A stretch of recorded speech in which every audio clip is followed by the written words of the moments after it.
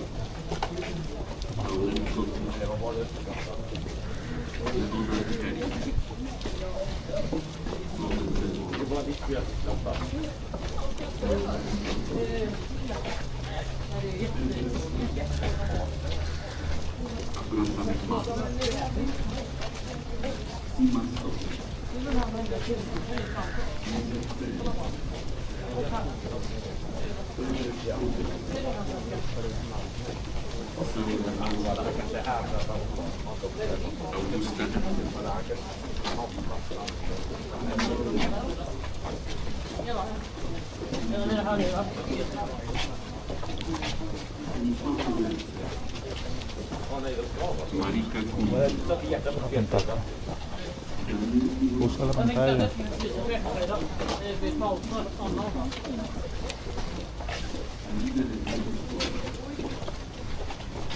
Alexander Kuh.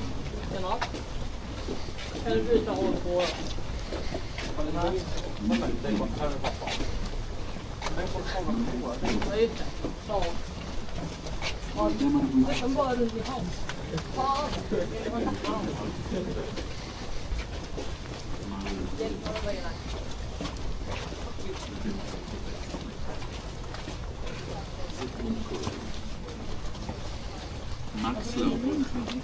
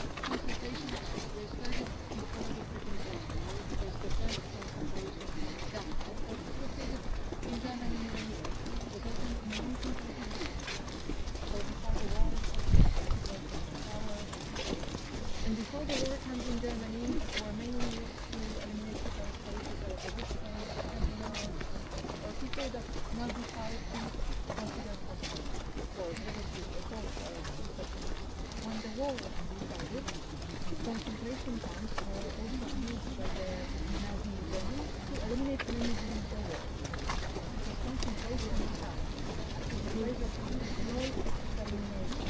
Yes. No prisoners had to invent war. And then because of the horrible living and sanitary conditions, we were done. It was a place where people were killed, but mostly not violent. And the war started on 1st of September 1939 when Poland was attacked by Later, Poland was also attacked by the Soviet Union. The Polish army lost the defensive war.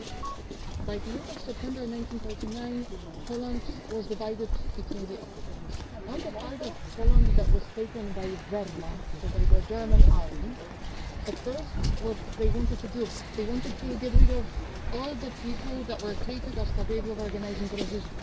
So at the beginning of the occupation, German army started El foco está en el centro. Polish soldiers of the concentration camp. Auschwitz was the second main function.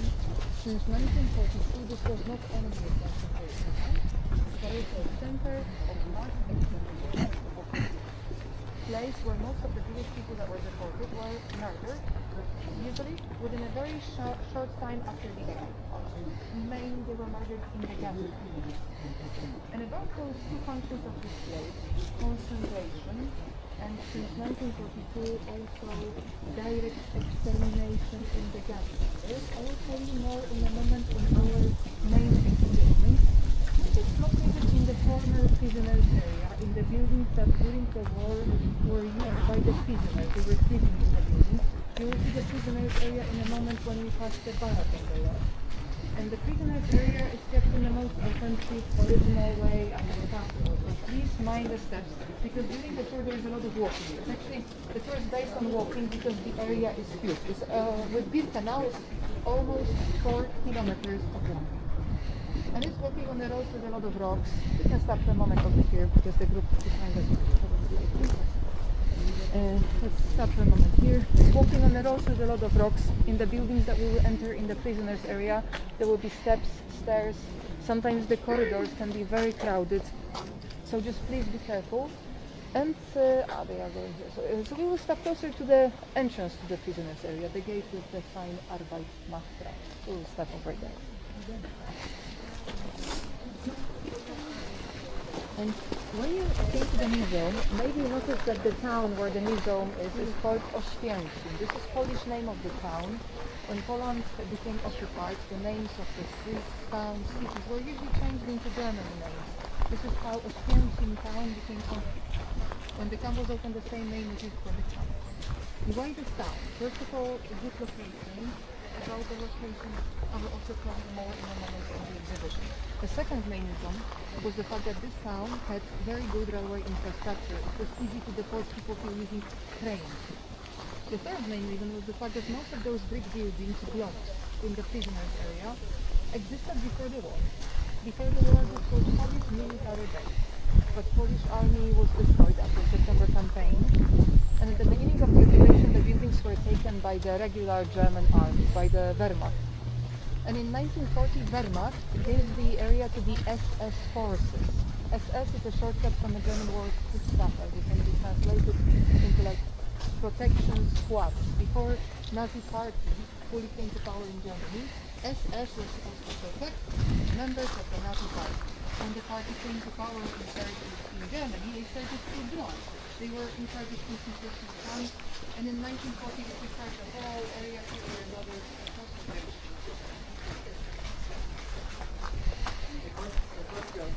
Is this original or is it a replica? It's a replica. It's a replica. Yes, it's a replica. The original sign is stored in the museum archives. Okay.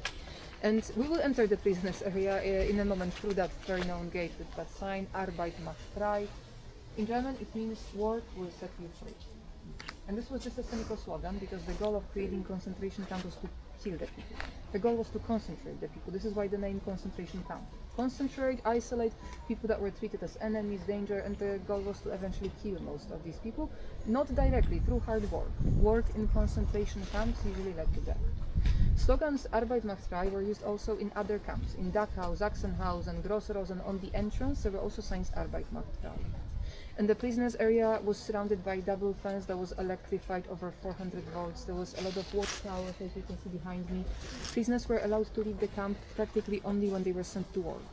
Soldiers were using prisoners to do most of the jobs in the camp, but in Auschwitz I there was over 20,000 prisoners here, and there was not enough work for 20,000 people inside. So most of the prisoners worked outside of the camp, in the factories, farms, coal mines. So let's walk inside. Every day, in the morning and in the evening, when prisoners were coming back from war, they had to pass through that gate. War was the key gate. And next to the building on the right, with a lot of chimneys, this was kitchen. Prisoners also had to listen to the happy, cheerful music that was played by the camp orchestra, made of musicians, prisoners. Music was supposed to make hundreds of prisoners going to work and coming back move more organized, according to the sound, so that the SS soldiers found it easier to count them. But especially in the evening when people were coming back, exhausted, tired, carrying bodies of prisoners who died, they had to listen to the happy, cheerful music, so it was a form of education. And on the right-hand side, we have here the photo, which shows the same building. It looks a little bit different, because when the camp was expanding, kitchen had to be bigger, so with the time the building was modified. The photo was taken in 1941, and when there was more and more prisoners deported, kitchen had to be bigger, so that's why the building looks different, but that's the same building, and the orchestra was staying somewhere here. We were playing the music. During the war, SS soldiers created in the town, in Oświęcim, so-called zone of interest of Auschwitz. This was the whole town plus few of the nearby villages. Locked area with checkpoints, patrols. Local people were mostly evicted from the zone of interest, from the town.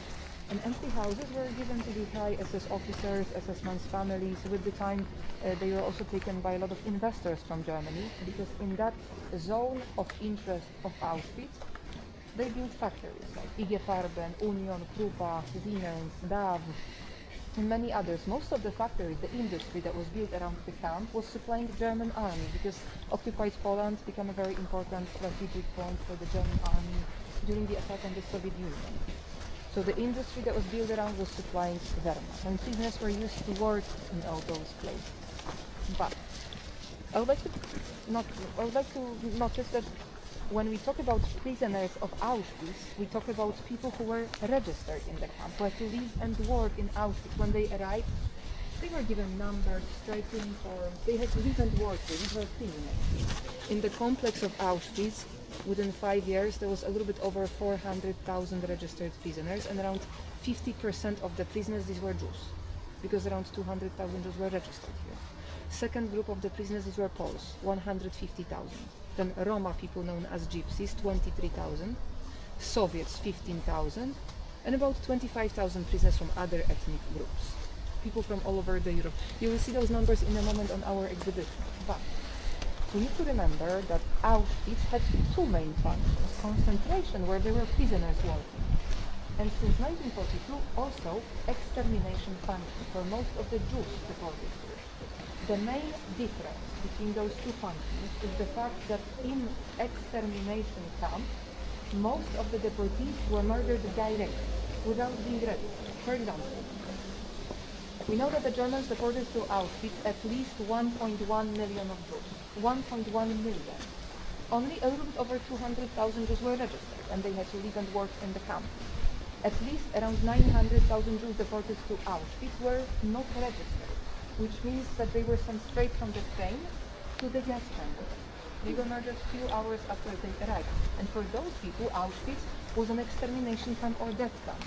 It's very important to remember about those two functions, because there was a lot of concentration camps in Germany and in the occupied countries, but when it comes to such a direct extermination camp, there were 6. Auschwitz-Birkenau, Bełżec, Sobibór, Treblinka, Majdanek, and Chełmno. And because of the fact that Auschwitz had two functions, our exhibition is divided into 2 parts. In block 4 and 5, the exhibition is about more about extermination function, and then in the next building I will tell you more about the concentration, about the prisoners' life. But we will start with block 4, extermination. And out of those 6 extermination camps, Auschwitz was the biggest when it comes to the numbers of the victims. Victims of Auschwitz is at least over 1 million people, mostly Jews. Second was the Vinta extermination camp, over 800,000 people. In Auschwitz, this was also the most international camp. In the 5 other extermination camps, not only but mostly, you can come closer here so that you understand that. Not only but mostly Polish Jews were murdered, while in Auschwitz, Jewish people from all over the Europe. When you enter the first room, you will see a map of Europe with just main sites from where people were deported. On that map, you will see even distant places like Oslo in Norway at the top of the map. At the bottom of the map, there will be places in Greece. When it comes to the location, Auschwitz was for the Nazis a good camp to create here such an extermination center because it was located in the center of occupied Europe. It had good railway infrastructure. But what was even more important, before the war, the biggest diaspora of Jews in Europe lived in Poland. Over 3,200,000 Jews lived in Poland, while in Germany around 500,000 Jews. This is why although concentration camps, labor camps, they were located in Germany. The first concentration camps were started before the war in Germany. But all 6 direct extermination camps for the Jews were located in the occupied Poland. All 6.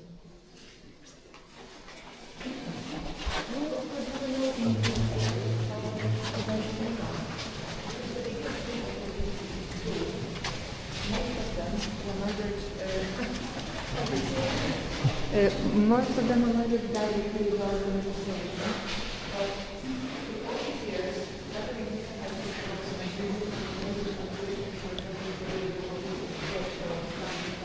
Historians for epidemiologists estimated that we say that at least 1.3 million of people were deported to the complex of Auschwitz. This is the lowest confirmed. It could be up to 1.5 million. Most of them didn't survive. The people were deported Jews from all over Europe. And only a little over 200,000 were registered, at least around 900,000 people were decided both Romans and Gypsies, Soviets, and about 25,000 prisoners and others. And on the other side, there was a statement from Activa, who was a Minister of Justice of Nigeria. So you can see what the leaders were saying. They must free the German nation of Poles, Russians, and general Slavic, Jews and Gypsies, Roma. Nazism, this is a shortcut from National Socialism. That was the ideology. Racism, anti-Semitism, based on racial segregation. That was the main ideology of the Hitler's party, NSDAP. The name of the party, NSDAP, means National Socialists German Workers' Party. According to their idea, at that time in the Third Reich, German nation was a superior race that was better, was supposed to rule the Europe. Other races like Slavs, Jews, non-war wars. Slavic who were supposed to be used. Slavs were supposed to work in German industry. They were supposed to be used as a cheap or free labor force, and they were supposed to be educated, leaders. They were supposed to work. The ideology was especially against Jews that were supposed to be alienated. But here in Auschwitz, it's Jews. And in 1944, also Roma were exterminated. Genocide of Roma is often called forgotten genocide. It started in 1944. Roma were also mass murdered in the gas chambers. Bodies of murdered people or people who died in the camps as a result of exhaustion, starvation, diseases were cremated in the crematoria. Over here, there is a monument with some of the victims' ashes that were found in the camp area after the liberation, because most of the victims don't have graves. And the museum now is treated as a cemetery memorial. Before I was explaining in detail how that extermination, genocide, is organized out step by step. In the second room, we have 2 more general information that you will see in the next room. Photographs from the dedication. In the pictures, there are 4 groups of photos. On the left is the numbers. Here, first, there will be photographs of Polish refugees, Soviets, Roma. Because I mentioned at the very beginning of the video, Auschwitz initially was created as a concentration camp for the Polish 700 Polish political prisoners from over 1,000 people arrived at Auschwitz on 14th of June 1940. This is the start of the liberation of Auschwitz. And in the first picture, the photo is a photo from the first round. Among those over 700 Poles, there was also several Polish Jews. Soldiers, politicians, professors, students, you can see the picture, monks, priests, people listening to them. So they were all treated as capable of organizing the resistance movement, dangerous leaders, able to organize the people. But very quickly, Germans started reputations of not only Poles that were treated as dangerous. Civilians, families would be deported to Auschwitz as a result of roundouts, were staying on the streets after the curfew. Then we have photos from Zamość action. Zamość was a Polish town before the war. During the war, Nazi Germany leaders, they decided to create, they call it new space of living for the Germans in the whole region. To be able to create new space of living for Germans, first they had to do something with Poles. So they started deportations of thousands of civilians from the whole region to different camps, also to Auschwitz. The people were registered in Auschwitz as political prisoners, just because they lived in the area. So we have in the archives documents of Poles who were deported to Auschwitz for hostile attitudes towards Germans, singing Polish idol. We have a document of a guy that was deported here for listening to BBC, British radio stations. We need to be aware and remember that when we talk about political business, it not necessarily means soldiers or politicians. Sometimes it's just civilians, families, children, elders. And next we can have a look. So here we have Soviets deported since 1941 when the war started between Germany and the Soviet Union. Then Roma. Roma by the Nazi propaganda was shown as asocial, potentially criminals. It was enough to be born Roma, to be deported to concentration camps. Similar like the Jewish people, it was just enough to be born Jewish to be deported to concentration camps. And here we have deportations of Jews from different places, but first we can also see these different languages. The examples of Poland, Hungary. Auschwitz is very international, and you can see deportations from France, Poland, Netherlands, Germany, and before 1942, maybe we can come just a little bit closer in the space for the others because it's a little bit. Before 1942, before extermination started, Jewish people occupied countries were mostly locked in the Nazi camps or in the ghettos. They were locked and isolated, moved out to those places and locked in those areas. They didn't believe that these were Jews. It's very important to be aware that it was not a plan from the beginning to build gas chambers. One of Auschwitz survivors, Polish Jew Marian Turski, died at the beginning of the year. He said that Auschwitz and gas chambers didn't fall from the sky. It started from the smaller steps, growing steadily. When the Second World War started, there were ghettos and transit camps because the first one was to isolate Jews in occupied countries because they were treated as enemies, danger. There were different ideas of what to do next. There were ideas to after the war extract Jews. There were executions, mass executions, pogroms. We don't know when exactly the decision was made about the huge mass genocide. Probably at the end of 1941. Because in January 1942, during the conference in Wannsee, in Berlin, high SS officers were already discussing the plan of the genocide. Transport, logistics, numbers. The plan that was made in Wannsee was to kill around 11 million of European Jews. Around 6 million of Jews were murdered during the moment. But the plan was to kill more people.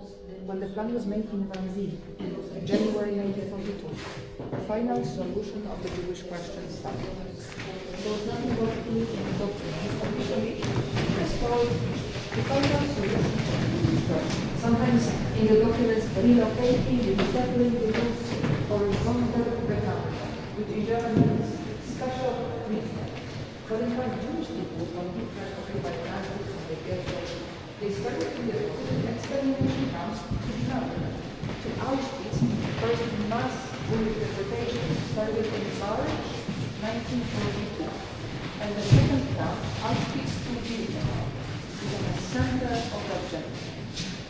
This is why on the third drawing over here we have photographs from Lieu. Again, let's go a little closer to the enter Germany after the liberation in one assistance barracks. In the album, there was around 200 photographs taken out. The album now is in the Russian Museum. Here we have some photos of the pictures. And in this one, there is the unloading platform for grains, for a lamp in Birkenau. On the ramp, wagons had to stop, people were leaving the wagons, and in both pictures, you can see Jews with bags and suitcases. They were informed that they would be relocated and taken to the place where they have to work. So people were packing and preparing for the journey. But in fact, most of the people that we see were murdered few hours after they arrived. The lines were made up by the soldiers to avoid crime, and on the platform, things were divided into two groups. First with women and children, second with men. In the background of the photo there is the main gate to Birkenau. We will be entering through that gate later, so you can keep those pictures in your mind because you will see those places. And you will be standing in Birkenau at the same time. Next, women and children separated in separated by boulders, like a lot of times people try to put by one hand.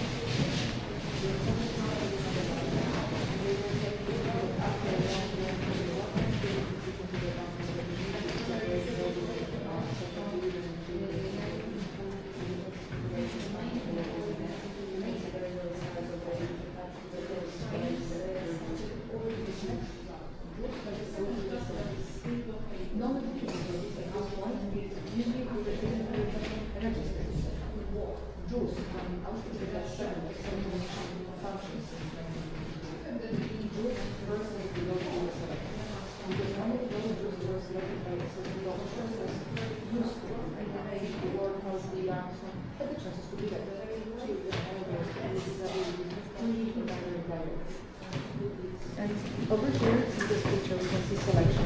The number of Este. Pointing the group in the background, you can overlap. The whole group in the back will sent directly to the gas chamber in another few hours after the photo. Even if a woman was pictured, but she had a child or children, in a lot of cases they were not separated, but sent together to the gas chamber. Soldiers wanted to avoid family, and they preferred the mother sister with their kids, believing that everyone was okay. After a long journey, they were just walking together to the back. This is why in the next picture there is a group after this. On the way to bed, walking to the gas chamber. First we see children. Now there is people over there in the back. There is around 232,000 children reported to Auschwitz. Most of them were Jewish because of the selection. Kids that were 14, 15 or older had better chances to be registered. They had to be registered. Non-Jewish children were usually registered. Sometimes just younger than 14, like here. They could be registered sometimes, but they had to be registered for a reason.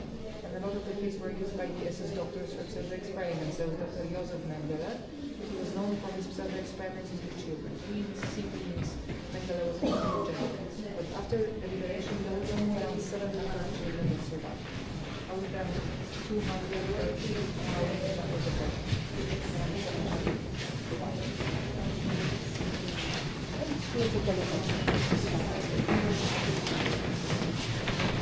Because in this picture, you can see on the left empty wagons, open doors, belongings that left on the platform after the selection. On the right hand side, wagons with new people. The doors are locked, the guards are standing with the guns next to the wagons, they were preparing for the new selection. In the background of the photo, there are also two buildings with chimneys. That was gas chamber and crematorium number 2, gas chamber and crematorium number 3 in Birkenau. In Auschwitz complex, there were 5 such buildings. Gas chambers with crematorium. But gas chamber and crematorium number 1 was located here in Auschwitz 1, and this is the only building that was not destroyed. We will see it at the end of the tour here, and that was the smallest building. Center of the genocide was in Birkenau, where there were 4 huge gas chambers with crematorium. You can see 2 of those big buildings in the background of the photo. All 4 buildings in Birkenau were destroyed, blown up by the soldiers before the liberation. They wanted to destroy the evidences. So when you will be in Birkenau, you will be standing on a platform, but you will not see buildings with chimneys. We will see the ruins, and we have model of gas chamber and crematorium number 2 upstairs. So we will go up to see the model of the building.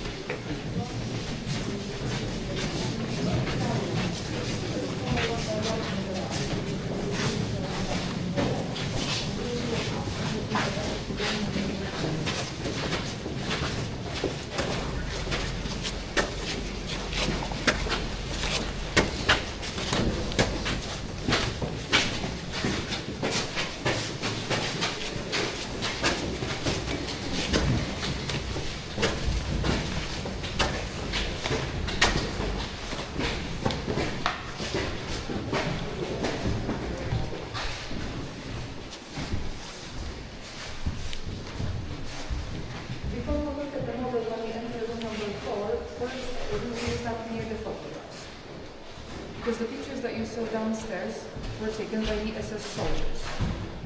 In room number 4, you will see two unique photographs that are taken illegally by the prisoners, by the members of Sonderkommando.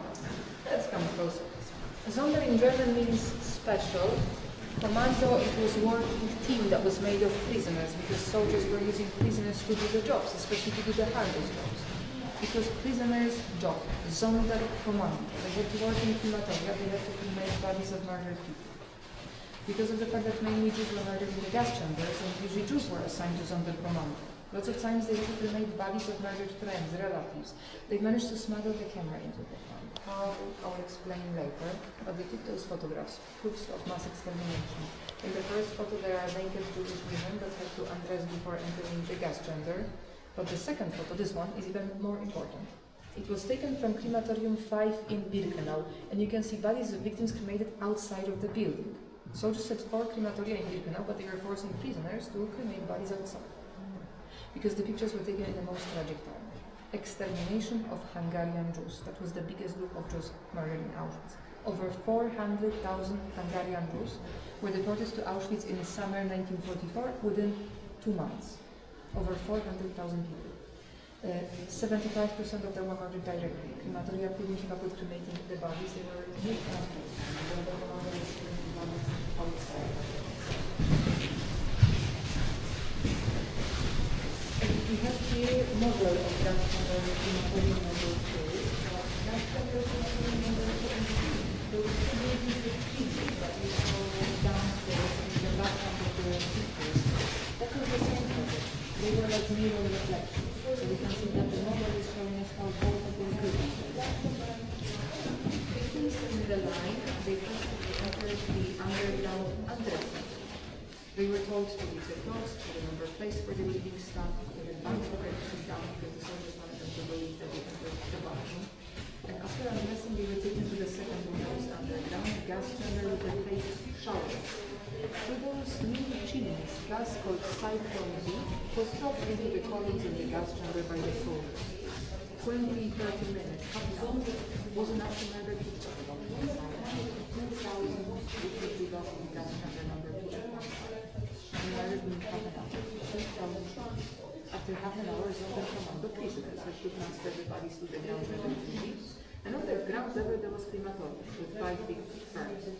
There is a photo of the crematorium here. Prisoners had to cremate the bodies. And we can go to the side of the gas cyclone B. So we have in the containers with small granules that you can see here. Those granules were saturated with poison, hydrogen cyanide.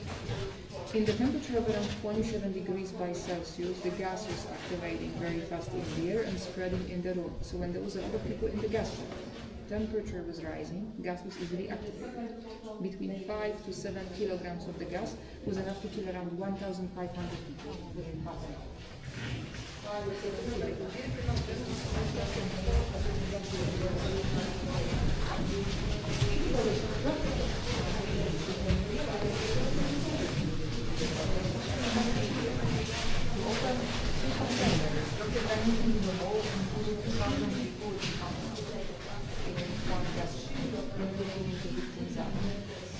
Different soldiers were organizing transports, doctors were conducting selection, different soldiers were pushing people into the gas chamber, different soldiers were driving the gas. They were using prisoners to commit.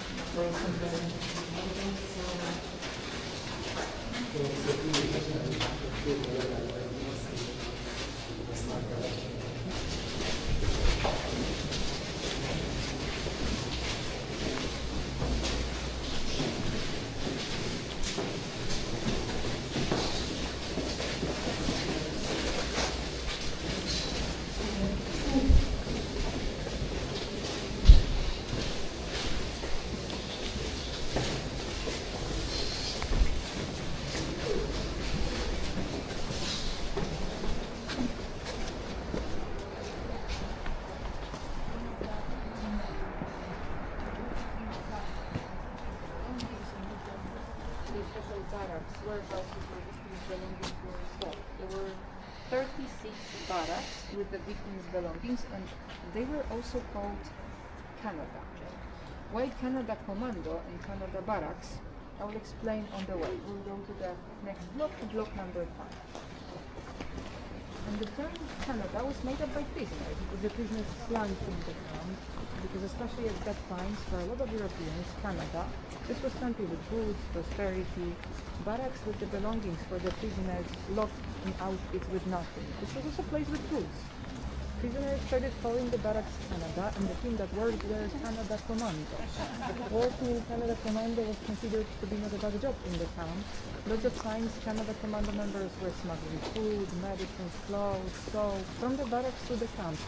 We don't know for sure, but there's a theory that says that maybe the camera could be smuggled to the camp from Canada barracks. And we saw those 2 photographs that were taken illegally by the prisoners. Canada barracks were usually very overloaded, jewelry, gold, money. If they were found, they were supposed to be sent to the Reichsbank in Germany. But other things like shoes, clothes, pottery, etc. They could be stored in the Canada barracks for months. And after being sold out, the quantities were supposed to be also sent to Germany. But when Wehrmacht started losing, the priority was for the military trains or for money. When Auschwitz was about to be liberated, Canada barracks were still full, and the soldiers decided to destroy them because inside there were proofs of the crimes, belongings of the victims.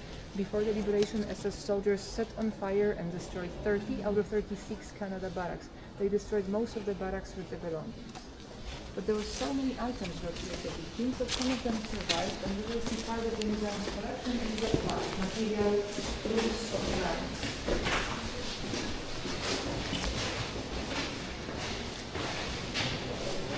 In the first room, on the right-hand side, was the glasses, moving glasses, especially at the times. Most of the belongings were stolen or destroyed, but still, the museum was able to gain such a huge amount of glasses. Yes, but without the flashes. Without the flashes. Glasses, and then we have Jewish prayer shawls. The Jewish shawls that would be located. People were packing, preparing for the journey, for the route, it was important to take the prayer shawl. And all items that you will see today on the exhibition, this is just part of the museum's collection. Of course, there was much more items of that. And in the corridor,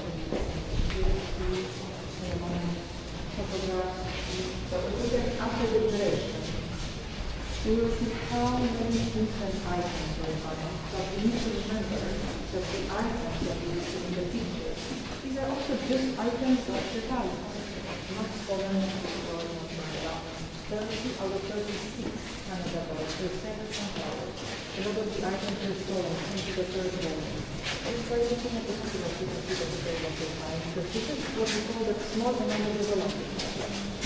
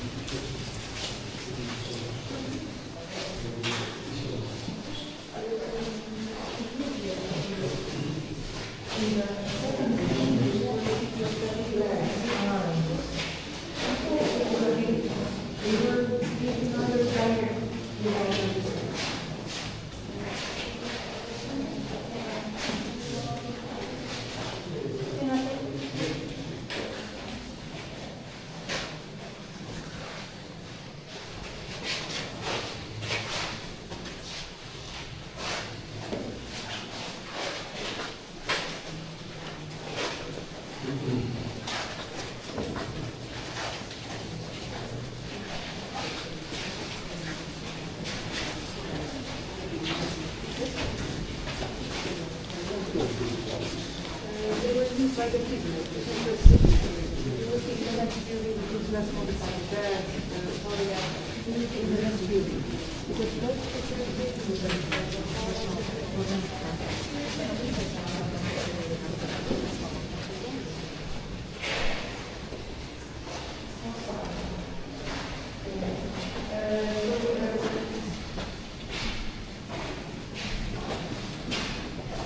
the buildings were changed inside, but the block 7 was less modified.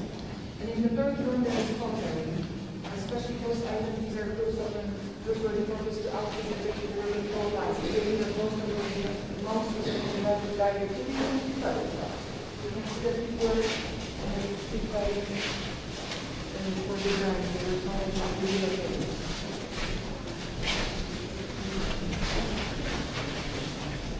And next we will go upstairs, there's number 4, where you will be sold. We will go upstairs and to the right, room number 4. After the operation, there was around 120,000 children left now. Przepraszam bardzo, Pani z polskiej grupy? Tak, znaczy może korzystać dużo?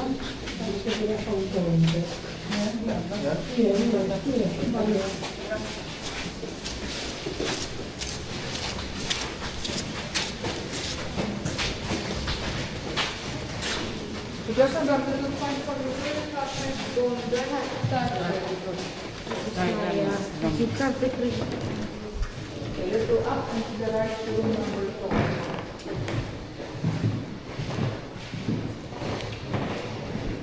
A few years ago, we discovered one of the children's schools. It was taken for the conservation works, and our conservation team discovered that on the side of the shoe on the leather, where we see was a naked eye, there was an inscription, there was a name, Amos saying that, and there were some information about the family.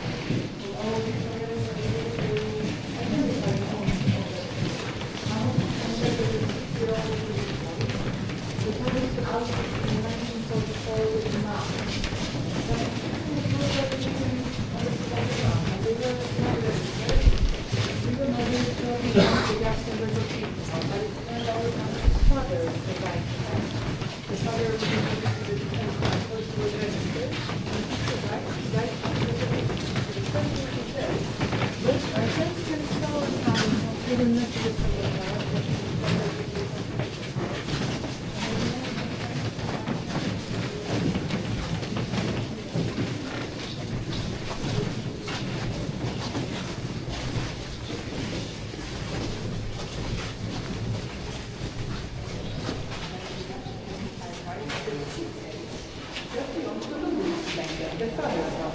And this is why when you will leave the room with a lot of shoes in the last room, when you enter first to the right, you will see both items together on the exhibition. The shoe that belonged to Amos and the suitcase that belonged to his father, Lieu staying there.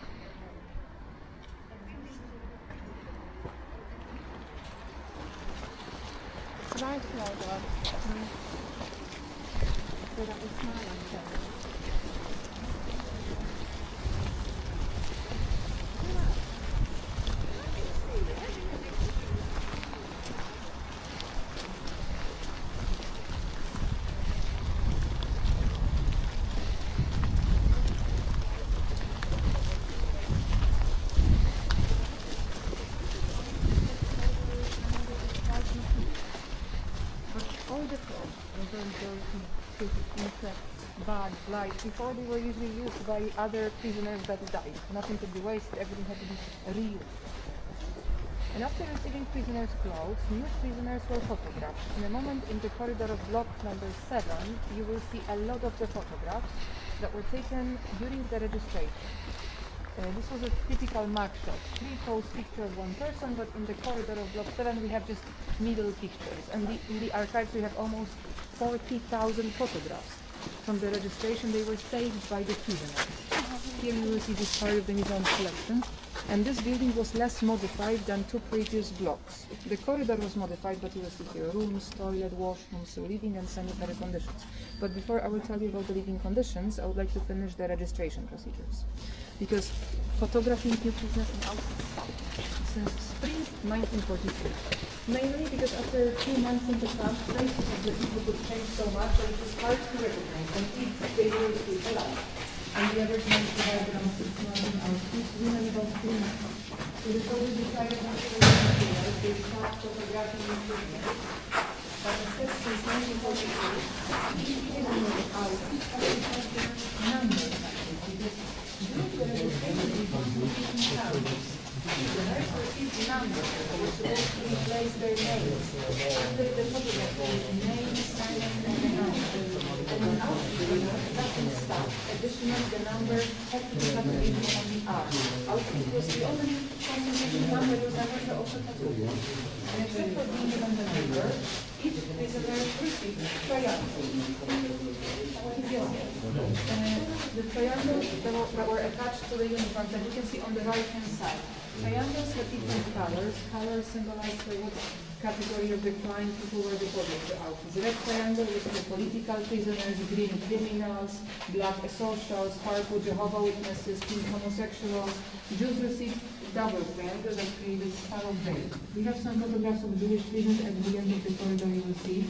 But we also need to remember that Jews became the biggest group of Auschwitz prisoners since middle late 1942, and photographing stopped in spring 1942. Lots of times Jews were also not photographed, but we have some pictures of Jewish prisoners at the end of the corridor, and you will see that they had Star of Day, so like a double triangle.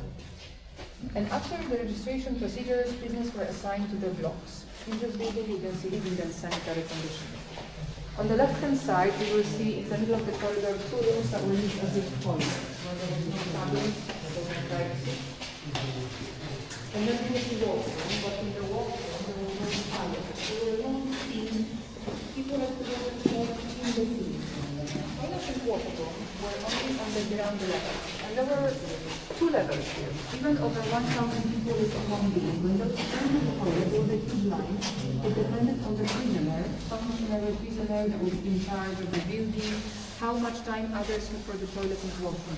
In a lot of the testimonies written by survivors, you can read about timing like 20 or 30 seconds for the toilet. And then there was a prisoner in charge, making the slowest prisoners to move faster because they had to go to work, and as soldiers were waiting. What is interesting in this building is that in the washroom on the walls, you will see original decorations. Paintings made during the war by the prisoners, men on horses swimming in the river, children taking a bath, and cats who thought it is cleaning, washing, because this was washroom. And let's go on the next page. Toilets, washroom, and then when you come to the washroom, there will be a room with single bed, table, wardrobe, on the wardrobe slide on the floor. This was a room with single bed. This is the room that the prisoner was in charge of the building.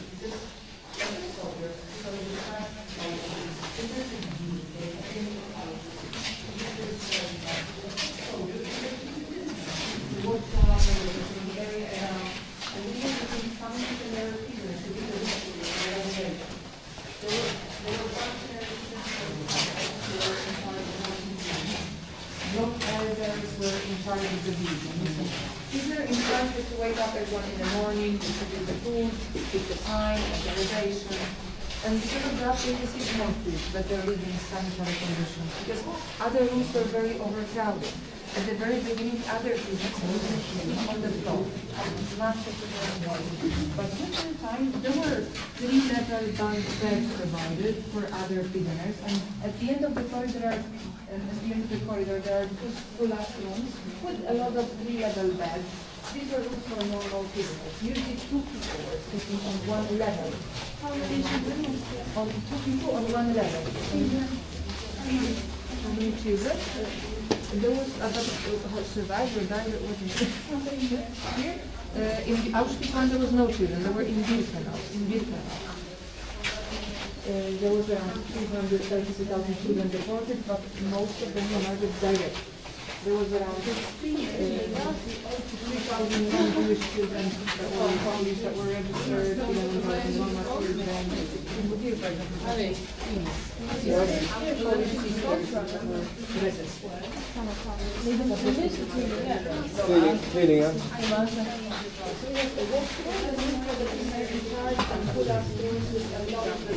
The number was usually touched on the left side, and the kind experience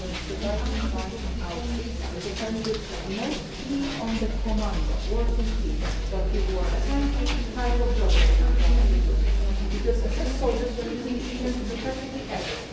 They were even using prisoners to run a lot of the command documents, do the translations.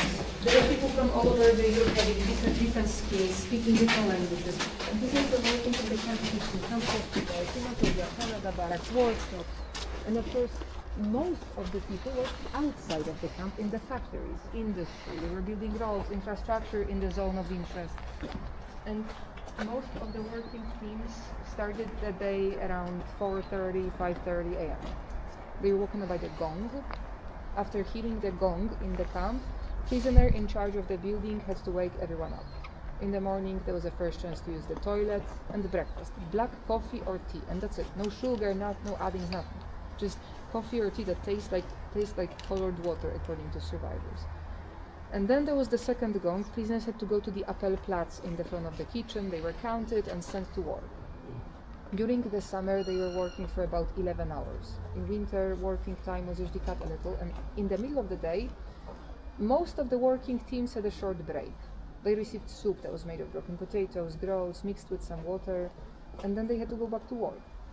When they finished working, they were escorted back to the camp. If someone died, the others had to bring bodies of dead people back to the camp, because in the evening there was evening counting. The number of prisoners was checked. It had to be the same like in the morning. And then after checking the numbers, seeing how many prisoners died, who died, bodies of dead people were taken to the crematorium. The rest of the prisoners were sent back to the blocks, and they received the last meal, around 300 grams of bread.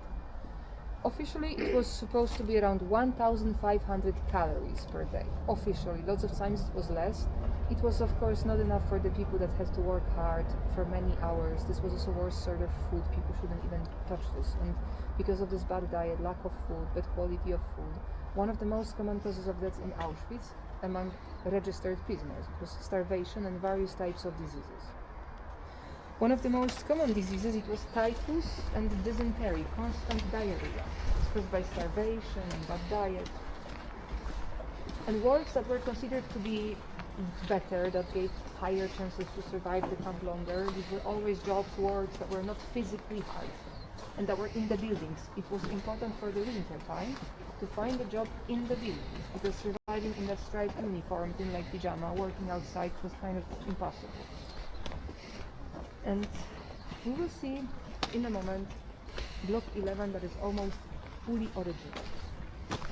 But block number 11 had a little bit different function because it was used as a jail in concentration camp. Because not only prisoners registered in Auschwitz were kept in block 11, this was also a place where civilians from the nearby area were kept that were captured by the Gestapo. Gestapo, it was a form of secret police in the German Reich. This is why they were called police's prisoners. They were captured by the Gestapo. They were deported to Auschwitz from overcrowded Gestapo prisons, accused of being in the resistance movement, smuggling food to the camp information, organizing the escapes from Auschwitz. And every couple of weeks, special summary coordinator of Gestapo was coming to usually from Katowice city. They were organizing trials, interrogations. Trials usually ended up within 2 minutes. And a lot of people, as a punishment, were registered in Auschwitz. For example, Helena Płotnicka. She was one of the women from the villages nearby. She was smuggling food for the prisoners of Auschwitz to the zone of interest where they were working. And she was captured. As a punishment, she was registered and she died after 1 year in the camp. But a lot of the trials ended up with a death sentence. People who were sentenced to death had to undress in block 11. Naked, they were taken to the execution yard that we will see in a moment, and they were executed by the shoot in the back of the head. Not only a person executed, sometimes the whole family of a person that was accused of being in the resistance could be executed. And execution yard was located between blocks 10 and 11. We will be there later when we will be leaving the block.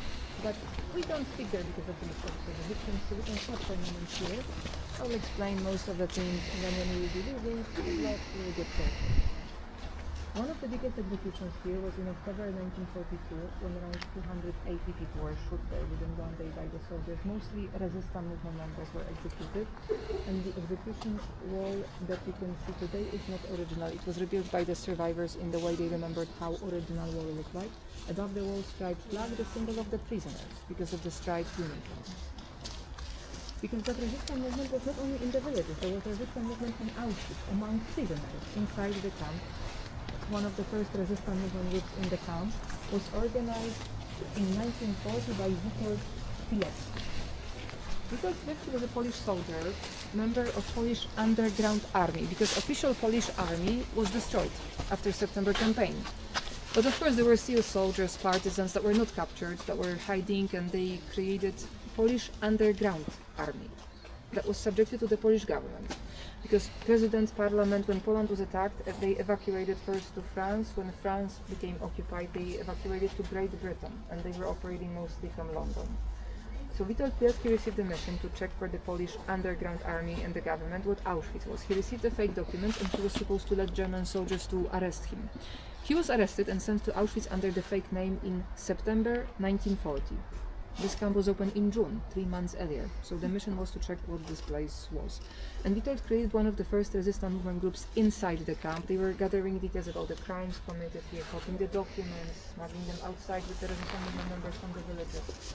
And Witold himself escaped from Auschwitz after 3 years, in 1943. He wrote a report about the camp and also about mass extermination of the Jews, because it started in 1942, when Witold was still in Auschwitz. The report was even given to the Allies, and with the time there were more resistance movement groups created by other prisoners. This is how we know so much details now, especially about prisoners, who they were, how they died, the real cause of death. We know about it mainly thanks to the other prisoners that were stealing, copying the documents. And because of the fact that mostly such people were kept in this building, this was the only block that had not only functionary prisoner that was in charge, Here, there was also SS officer all the time. When you enter the corridor on the right-hand side, room number 1 with Hitler's portrait, that was the assessment. On the left room with the long table, was where the Gestapo was conducting interrogations and trials. So those two first rooms were a little bit different. The rest of the rooms were mostly like in Block 7. They were used by the prisoners, but this building is almost fully original. So the paintings on the walls, in the corridor, in the rooms, this is original.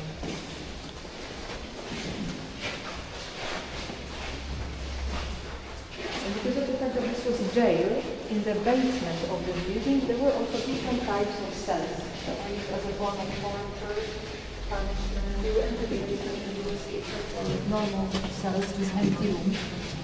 3 types of the special punishment cells. Standing cells, dark cell, and starvation cells were Polish monk Maximilian Maria Kolbe. In Auschwitz, there was collected responsibility. In 1943, usually for one escapee, around 10 other prisoners were selected by the soldiers and sentenced to death by hanging or by starvation. After one of the escapes, SS soldiers chose 10 prisoners. Among them those Franciszek vidéo by the family. He was sentenced to death by starvation. Monk Maximilian Maria Kolbe, also prisoner but not selected to death. He decided to give his life instead of the father of the family Franciszek, hoping that maybe he would survive and would be able to come back home. SS soldiers agreed for the exchange. The monk was locked in the cell, Franciszek was sent back to the block, and Franciszek survived. He died in 1995 after the war. He told his story that he survived thanks to the monk instead of his life in the starvation cell.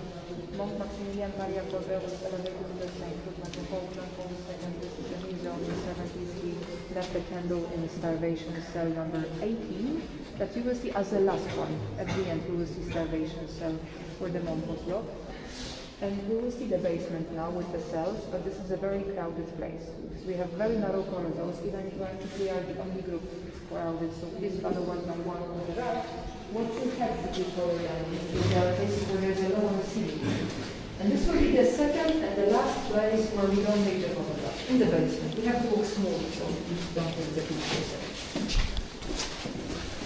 You also need to know that in this building, in this basement, SS soldiers conducted first tests with gas Cyclone B, used as a killing gas to mass murder people in Auschwitz, because before Cyclone B was used during the disinfection of clothes.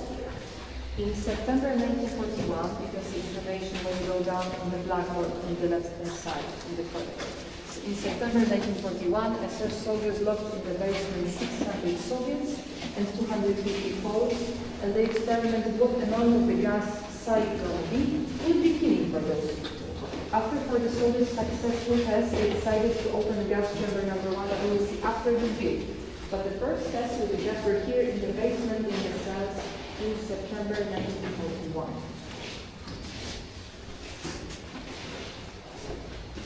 And I will be repeating things in a moment in case we lose the connection in the corridors. We will go to the right to the smaller corridor where there will be closed cells. 25, 24, 20. They are closed. You can take a look inside through the hole in the door. These were normal cells. These empty rooms were usually few prisoners per head. So 25, 24, and 22. Normal, regular cells.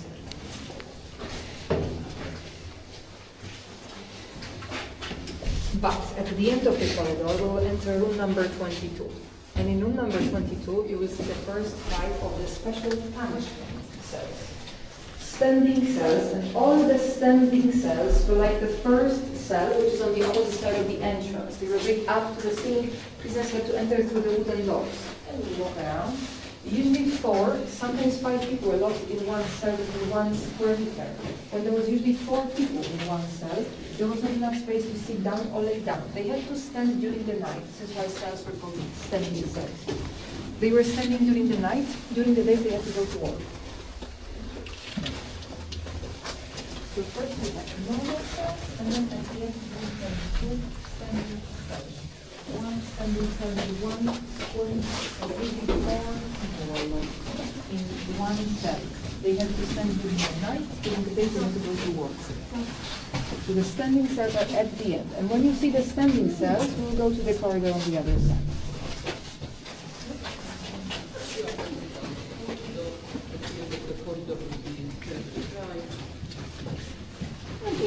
right first to the castle. You will go to the Este cell number 20.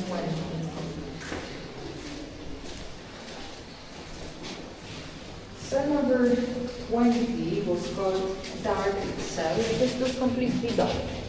Sometimes it was also called suffocation cell, because even 33 below, 30 people would be locked there. When there was 30 people inside, there was not enough oxygen. A lot of the patients died because of the suffocation. They couldn't breathe.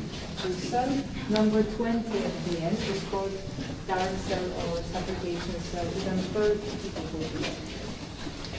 And then the last cell, cell 18 with the candle, that starvation cell where most Maximilian neither for those wrong after he decided to give his life instead of another patient.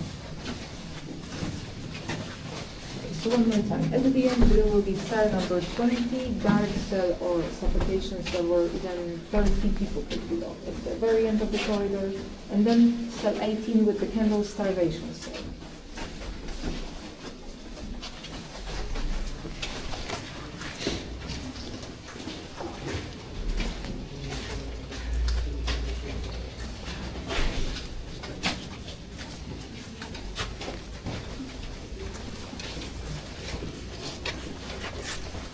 So in the basement we'll be leaving to the execution yard, and I want to talk to them and then we will continue. So please follow one by one on the right hand side. You won't be able to enter when we won't leave. So thank you.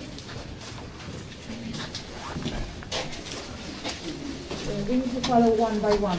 Yes, but you won't be able to enter if we don't, because there's no space inside. Thank you. We have to leave first, then you can enter. Real careful.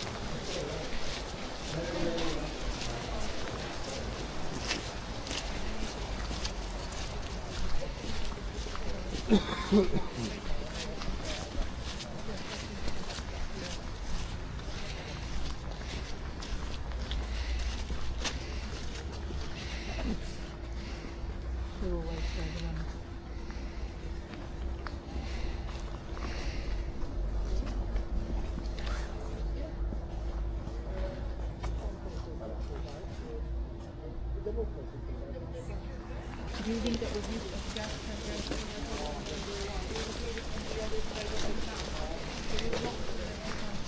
And then we will have a toilet break.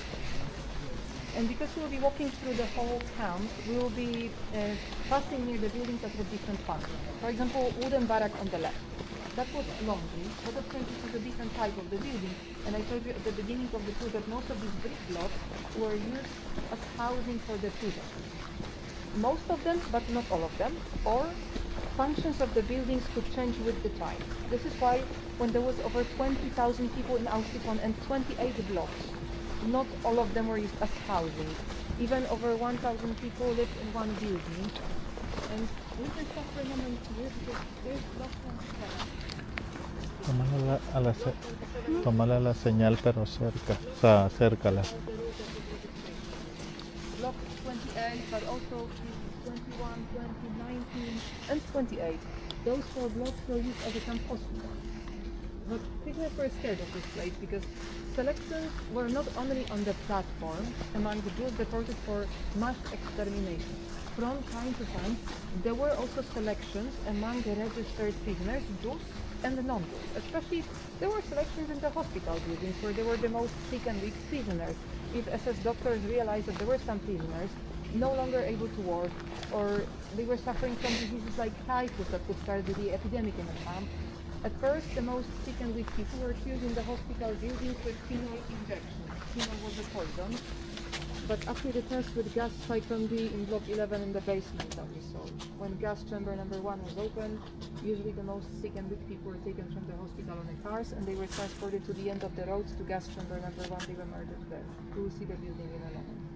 And if there was not enough space in the hospital buildings, sick, dying people were just lying down here. This is why this yard next between the blocks is surrounded with fences. It didn't matter if it was hot, cold, rainy day, sunny day, they were just lying here on the ground and dying. And on the way to see the gas chamber and crematorium 1, we'll be passing through the Appel Platz, because the area in the front of us, that's the Appel Platz, roll call ground. There is this low, long building in the front on the left, again, kitchen that we saw at the beginning of the tour. And in the front of the kitchen, Appel Platz, place where new prisoners had to listen to the speeches about the rules. Place where SS soldiers were conducting public executions by hanging. In the front of the kitchen there is reconstruction of the gallows. And Appel Platz, this was also a place where after coming back from work in the evening, prisoners were counted by the soldiers one more time. The number of the prisoners had to be the same like in the morning. If the number was wrong, SS soldiers were counting prisoners again and again. The longest roll call in the camp history took place after the first escape from Auschwitz, escape of Polish prisoner Tadeusz Wyjowski. First escapee, first time. SS soldiers were not sure what happened, why the number was wrong, so they kept here other prisoners for 19 hours, standing, doing physical exercises. It was middle of the summer, it was very hot, and a lot of the people died. And there was around 900 attempts of escaping from the conflict of Auschwitz. We don't know how many of them ended up successful. We don't know what happened with most of the escapees. Their fate is unknown. The number that is confirmed is that around 200 people escaped successfully. Probably it was more. But it was very hard to escape from Auschwitz I. Because this camp had a very good security system that we can see from here. We can stop here. When you look to the end of the road. The camp was surrounded by the double electrified fence over 400 volts. Behind the electrified fence, every few meters there was a watchtower, and behind the watchtower, concrete walls. Those walls were also underground, and on the other side of the walls there was a zone of interest of Auschwitz. 40 square kilometers of locked area with checkpoints, patrols. This was the whole town, plus some of the nearby villages. And civilians couldn't enter the zone of interest without having written permission from the soldiers. So it was hard to leave the area without being spotted, especially wearing striped uniform. And this is why most of the prisoners who tried to escape usually tried to do that from the places where they worked, because most of the people worked outside of the camp, sometimes outside of the zone of interest, on farms, factories. And when it comes to one of the most spectacular escapes from the complex of Auschwitz, it was one of the escapes from this camp, from Auschwitz I. It was the escape of 4 prisoners. Kazimierz Biechowski, Stanisław Jaster, Eugeniusz Bendera, and Józef Lenka. Those 4 prisoners, they came up with an idea of creating a fake commando. Fake working team that is supposed to do some construction outside. And on the day of the escape, prepared with a fake document that they managed to organize earlier, They came to the main gate that you can see one more time on the left. There is the gate Arbeitsmarkt. They came to the gate, accepted the soldiers, but they were ready to go out to war like hundreds of other prisoners, and they were very convincing or lucky or bold, because the soldiers let them to pass through the gate, and they didn't check in the commando book that this was a fake commando. It didn't exist. But of course, right on the other side of the gate, especially on this side of the camp and in front of us, there were SS buildings, SS facilities. So the prisoners sneaked into the building where they knew that there were soldiers' uniforms. They dressed themselves as 4 SS guards, and Kazimierz Piechowski knew German language quite well, so he took a senior officer's uniform. And next, dressed as the guards, they went to the SS garages and they took the car. They left Auschwitz in the car. Dressed as 4 soldiers, they had practically no problems with leaving the camp, mainly because Piechowski knew German language quite well, and SS soldiers in the zone of interest, in the checkpoints, patrols, seeing 4 soldiers sitting in a car waving hands to open the gate, they were not asking many questions, and 4 prisoners left the camp with practically no problems. 3 of them survived the war, only Stanisław Jaster died. Kazimierz Piechowski died in December 2017. There's a documentary about that escape with Piechowski telling the whole story. The English version is called The Runaway.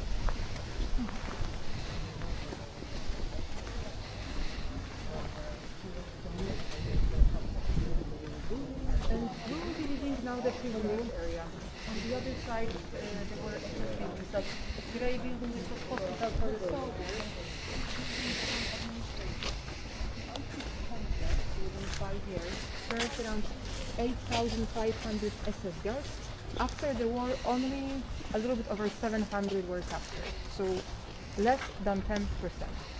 But the first commander of Auschwitz, SS-man Rudolf Höss, he was the main person here for around 3 years.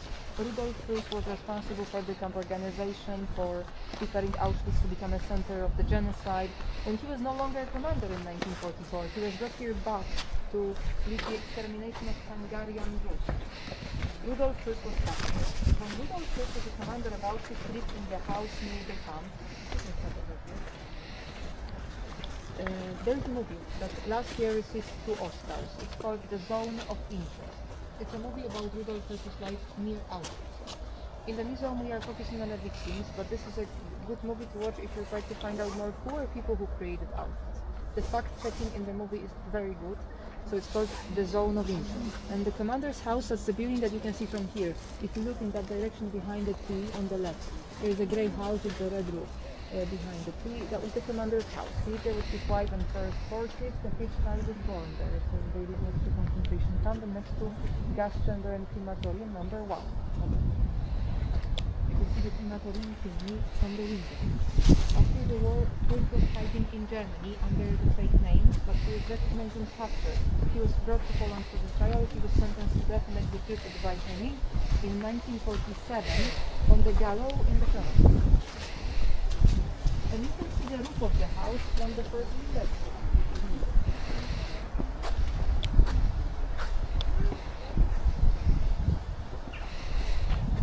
But of course the house is not the most important thing here. The most important is the building that was used as gas chamber and the crematorium. And because of respect for the victims, we don't speak inside. So I would like to explain most of the things here, and then we'll walk through the building. The building existed before the war. Before the war it was used as a storage, but when the war started, right when Auschwitz was created in summer 1940, SS soldiers adapted the right side of the building for a crematorium, because a lot of concentration camps had crematoriums. The goal was to kill people in concentration camps through hard work, so from the beginning soldiers expected a lot of dead bodies in Auschwitz. Right when the camp was open, they installed a crematorium. And then over 1 year later, after the test with gas Cyclone B in block 11 in the basement, right after the first test, the soldiers adapted the left side of the building for a gas chamber. Around 700 people could be murdered in the gas chamber here at one time, within half an hour. But crematorium was able to cremate around 350 bodies within 24 hours. So it took 2 days to cremate bodies of people that were murdered within 30 minutes. This is why when mass extermination of the Jews started in 1942, Auschwitz SS authorities decided to build 4 much bigger buildings in the second camp in Birkenau, and Birkenau became a center of the genocide.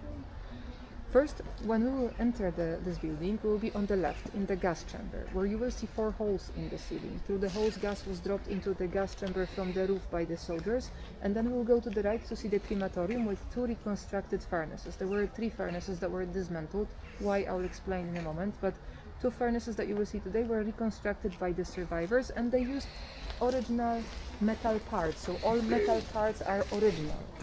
And this is the second and also the last place of silence, so I won't be talking inside the building. We'll walk through the building and we'll be waiting on the other side. Just please mind the steps, especially on the right hand side in the crematorium. Be careful, there is a hole in the floor.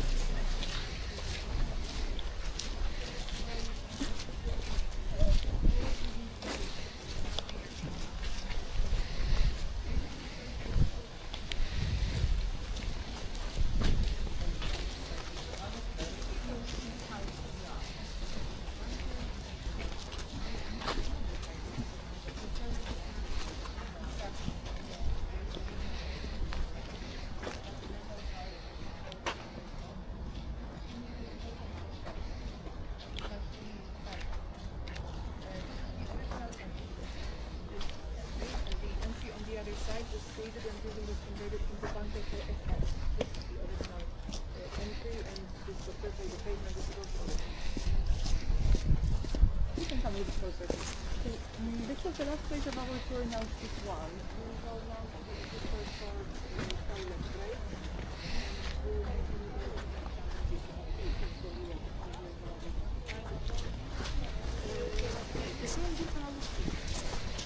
First of all, we are not using equipment, so in the moment I will tell you where we are going to have something retrieved.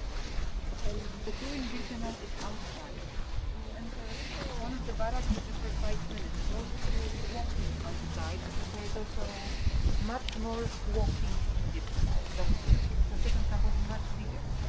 Tour shorter, it usually takes up to 1 hour, but if you don't hear in our comment the main exhibition, so there is a lot of information here that you need to listen to microphone. Birkenau is walking. So there is also more time for the questions, to hear parts. So in Birkenau it's easier to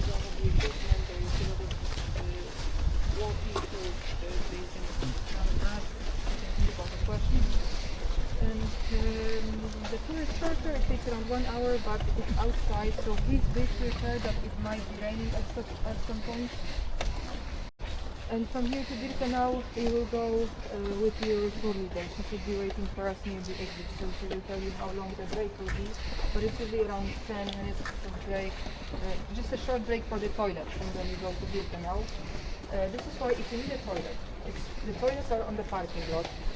Because here in the place where we'll be leaving the equipment, there is a bookstore. But if you would like to use the toilet, please use the toilet. And in Birkenau, after the whole tour, there will be 2 bookstores. There is our bookstore like here, the same like here, and some private bookstores on the parking lot. So you will have also more time after the whole tour to look around, to check the books. So if you need the bathroom, it's better to use the bathroom, and the bathroom is on the parking lot. So when we leave the equipment, you can see in the front of us stairs. You have to go upstairs and to the left. There will be the exit gate. Your tour leader to be waiting for you there near the exit. And once you pass through the exit gate, you're on the parking lot. Toilet will be in the front of you. So upstairs and to the left. But first, we need to leave the equipment.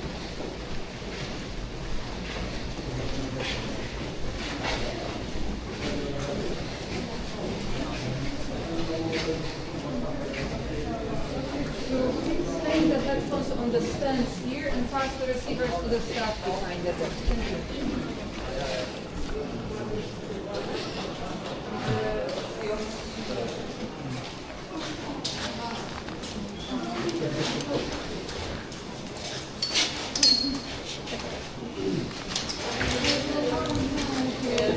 What's happening? Oh, can you take it after your exit? Okay. I'll tell you about the time. Jaka pani nie wchodzi?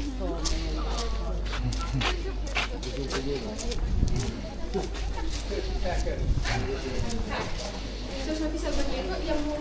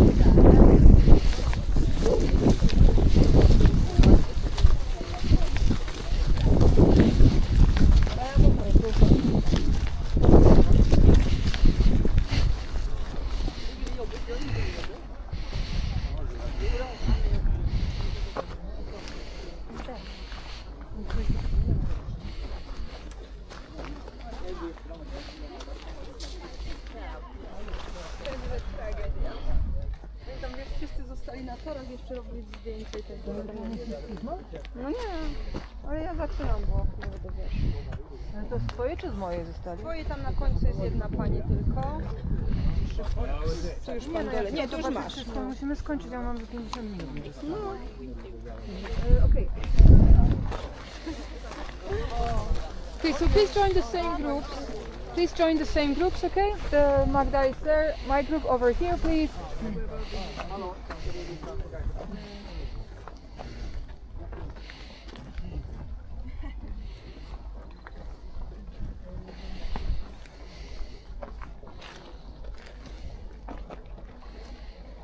And Birkenau, as you can see, was much bigger than Auschwitz I. This was the biggest part of the complex. Decision about creating this camp was made around September 1941. Auschwitz I was overcrowded, but the first prisoners were moved here at the beginning of 1942. Because before the war in this area there was a Polish village called Brzezinka, still is, but during the occupation the name was changed into German name Birkenau. Locals were evicted, houses were destroyed, and the bricks were used to build the barracks. First to build brick barracks like behind you, this is the oldest part of Birkenau sector number. There will be also wooden barracks like there. Materials for the wooden barracks were imported to Auschwitz from Germany as a prefabricated barracks in Germany used as a horse stable. Here, those barracks were used by the prisoners. 400 or 500 people lived in one barrack that was designed for 51 horses. And because of the fact that these were prefabricated barracks, it was easy and fast to build them. But also it was very easy to dismantle them, not destroying the wood that could be used in the future. And this is why all the chimneys and foundations behind me, behind you, there are also chimneys before the brick barracks. These were wooden barracks. There was over 300 barracks in Birkenau, but most of the wooden ones were dismantled shortly after the liberation. And this was sector number 2. And behind sector number 2, in the distance where there are trees, there was sector number 3 that was not finished. Birkenau was not finished. The plan was to make the camp bigger. During the most busy time there was almost 100,000 prisoners here, but the plan was to make space for 200,000. And because of the fact that this was a huge area, the camp was divided into 3 sectors into smaller parts, because it was much easier to control them. But Birkenau, this was not only the biggest part of the complex where prisoners were living, this was a center of mass extermination of the Jews. 4 huge gas chambers, crematoria were located in this camp. And I would like to get back to that topic, but first we will get closer to the water.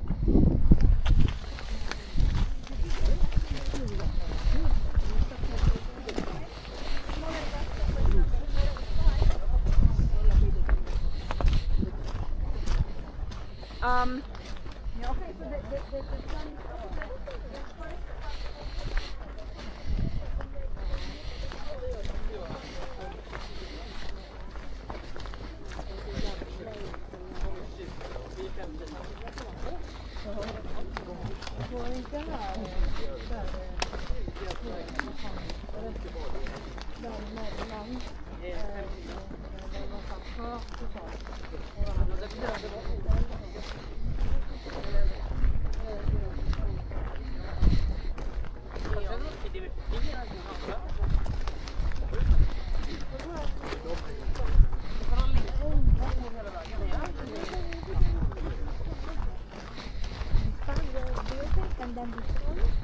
Yes, these were wooden barracks that were dismantled after the liberation, mainly by the people who started coming back after the war.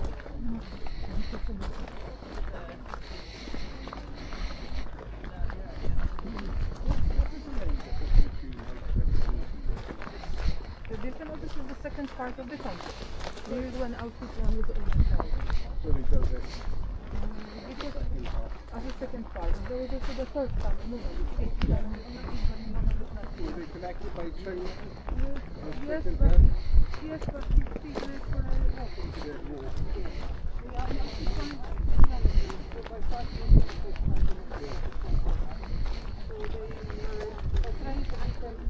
Yeah. but to move people between the countries. And you can stop on the right over there. Main difference is the size and the fact that Birkenau is the center of mass extermination. Because most of the Jews, in general, most of the people that were murdered in the complex of Auschwitz were murdered here. We can stop here.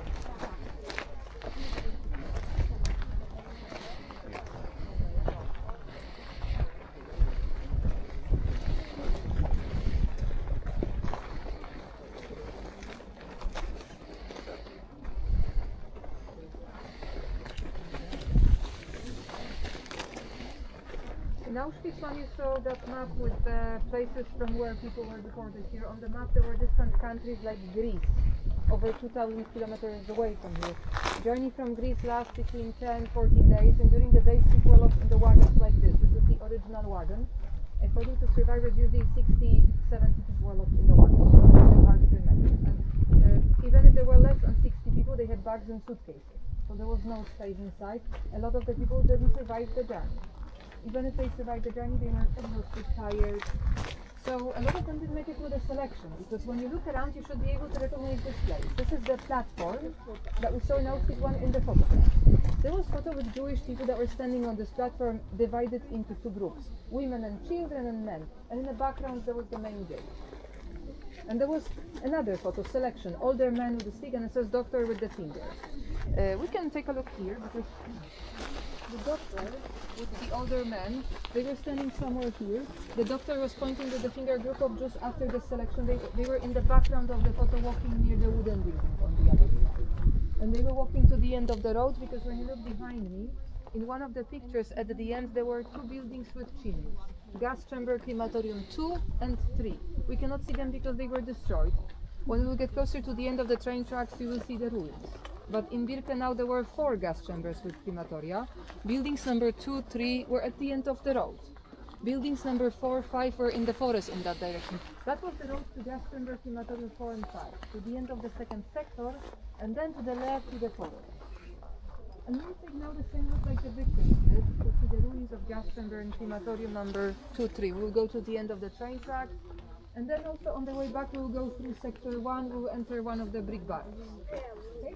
So we will go to the end of the train track to see the ruins of gas chambers and the crematorium.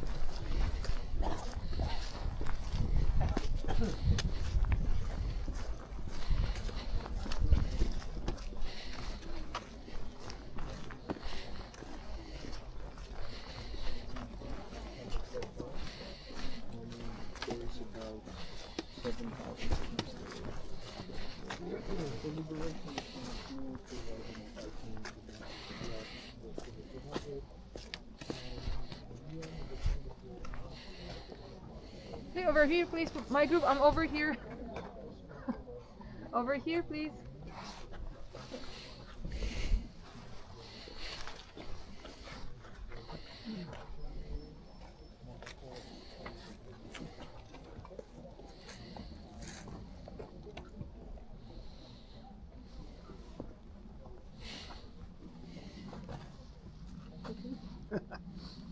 When we were looking at that model, there were people in the line entering room underground. The entrance was there. That was the underground undressing room. People were leaving their clothes and naked. They were taken to the second room that was underground, that one. Gas chamber with the fake showers. And on the ground level there was crematorium with 5 big furnaces. We've entered gas chamber number 1 in Auschwitz 1, where around 700 people could be murdered within half an hour, and I said that that was the smallest gas chamber, because in that gas chamber around 2,000 people could be murdered within 30 minutes. But there were 2 such a big buildings. Building on the other side was the same, and there were 2 more buildings in the forest. And those buildings in the forest were different. There was no underground level, they were smaller. Still, in one of those buildings around 1,800 people could be murdered. So when we sum up the numbers, we can tell that the soldiers were able to murder in Birkenau within half an hour almost 8,000 people. Of course, they couldn't do it every 30 minutes because crematoria couldn't keep up with cremating such a huge amount of dead bodies. All 4 crematoria in total within the whole day were able to cremate around 4,500 bodies. This is why during the most tragic time, when there was extermination of Hungarian Jews, over 400,000 Hungarian Jews were deported here within 2 months. Most of them were murdered directly. Gas chambers were full. Crematoria couldn't keep up with cremating the bodies. There were new transports coming, and Sonderkommando had to cremate bodies outside. We saw that in the photo in Auschwitz 1. Bodies of the victims cremated outside of the crematorium, because that mass extermination of the Jews was supposed to be secret. Bodies had to be cremated, even if there were bigger parts of bones that were not burned. This was job for the prisoners, for Sonderkommando. They had to destroy the bones that left using hammers. They had to smash them into smaller pieces, and first victims' ashes were dumped into pits, holes in the ground near the crematorium. When those holes in the ground were full, there was a big car or cars coming to the camp. Ashes were taken out, put on a car, transported outside of the camp, dumped mostly into Vistula or Soa rivers, sometimes into fields, ponds, but mostly into those 2 rivers that are passing through the town. This is why till these days most of the victims don't have graves, and the museum is treated as a cemetery memorial, and near all 4 buildings there were pits for the victims' ashes. It's harder to get closer to see the ones that were here. We will go to the other side of the memorial. We'll walk around the ruins of building number 2, and then on the other side of the ruins there is a place from where we can see very well those pits for the victims' ashes.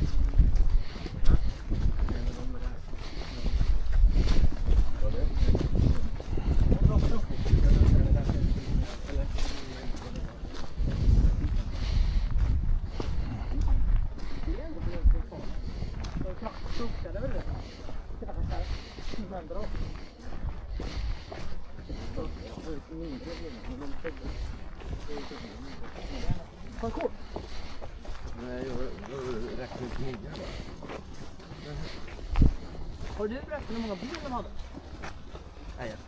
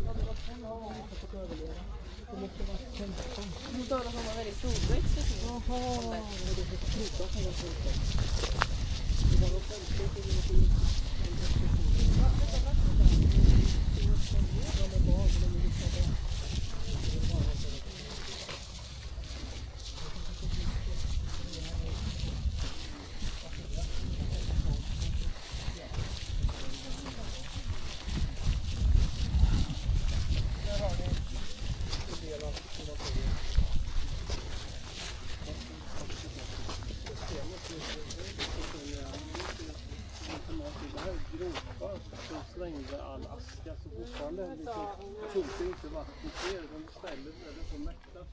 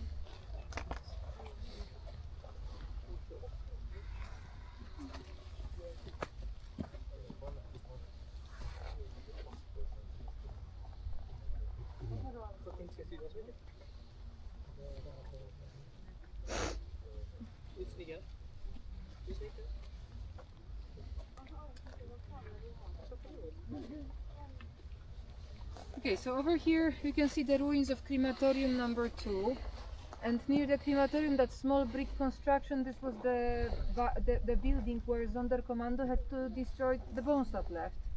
And you can see those two holes in the ground. These were pits for the victims' ashes. Near all 4 buildings there were such a holes in the ground.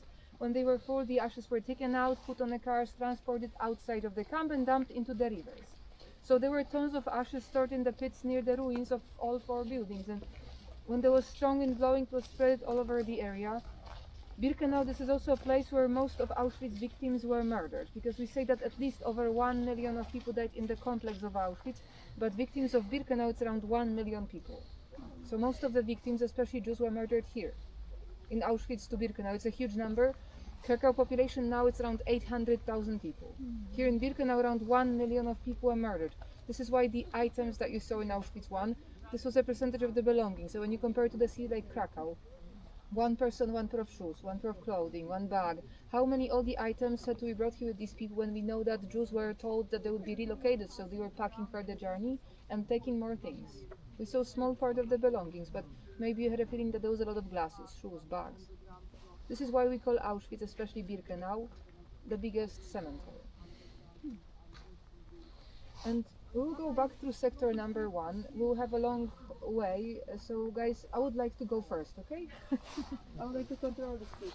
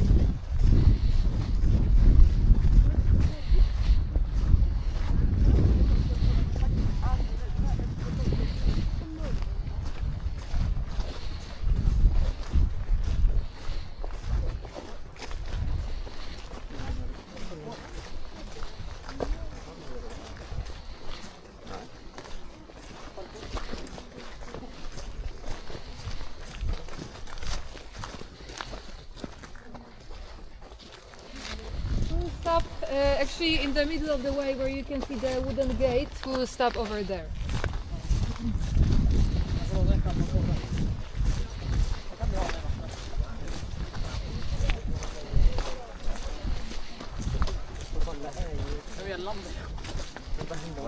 Gå bäst att sätta ner dem mitt i va?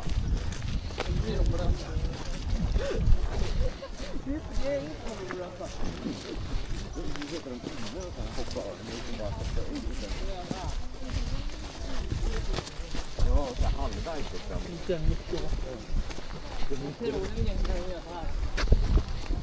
Jag förstår att igen att det bara var lite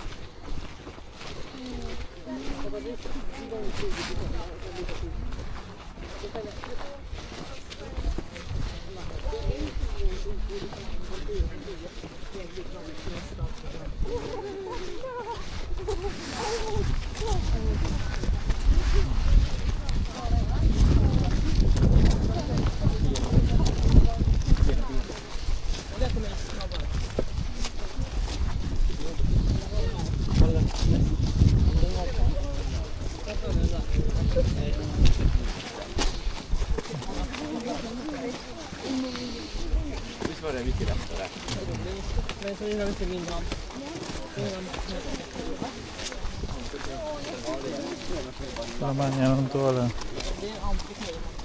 Por la mañana en toda la vista. Van así.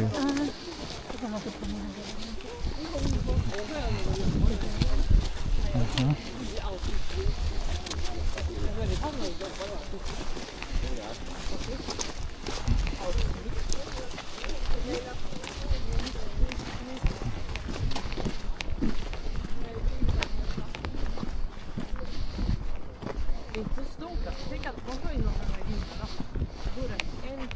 Entonces, quédate más atrasito.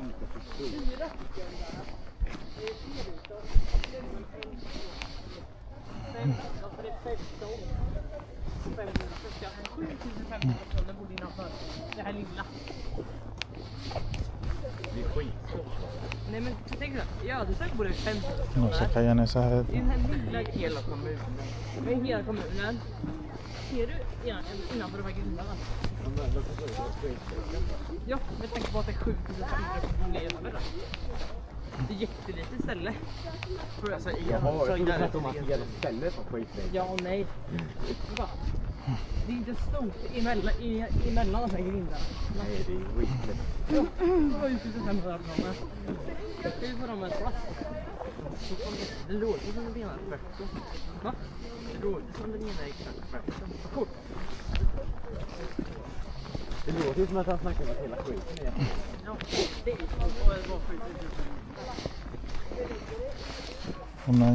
Una que habernos mandado en un grupo con pelados.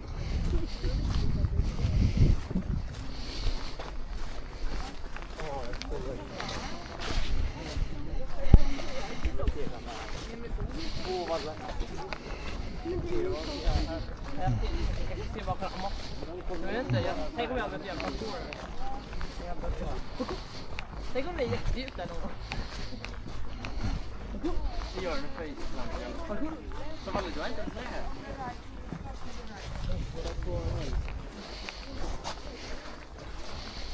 Det är i mitten här.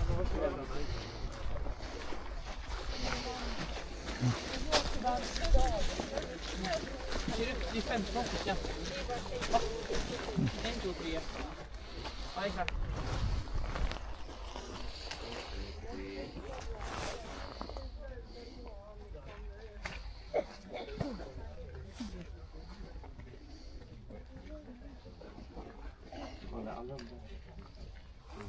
Det är på andra sidan.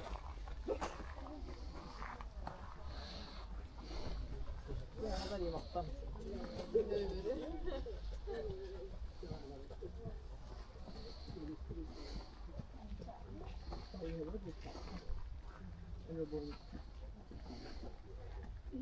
So over here there is a photo that was taken from the plane by the Allies, by the American Army, and you can see in the picture the whole building.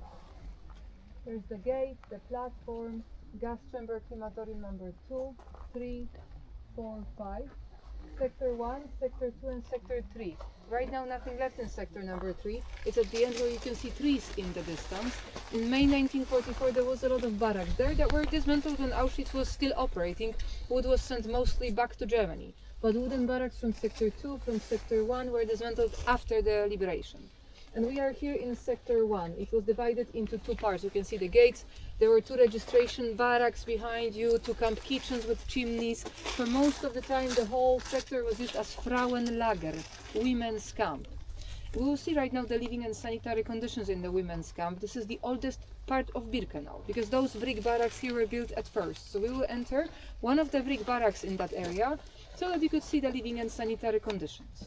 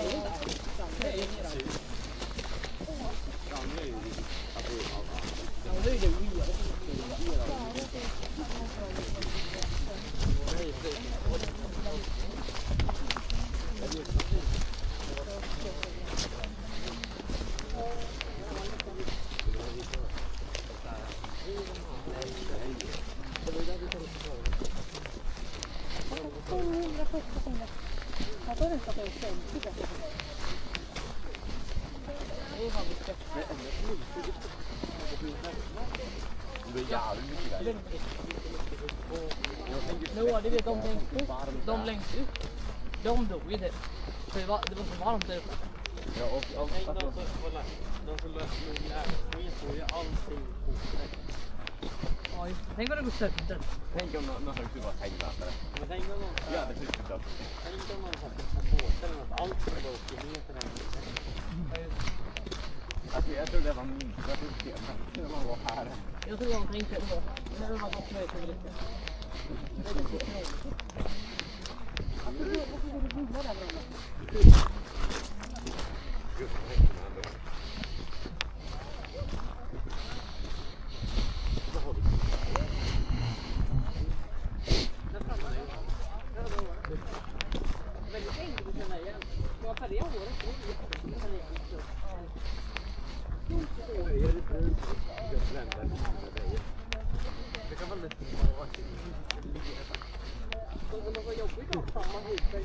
En bil förstår med bil. Nej men det är ju huvudbilden. De får ju riktigt jag tänker att en person. Du tänker en grön person med grön. En live-bild. En live-bild. Jag tänker så här, en riktigt svart jävel med riktigt svart.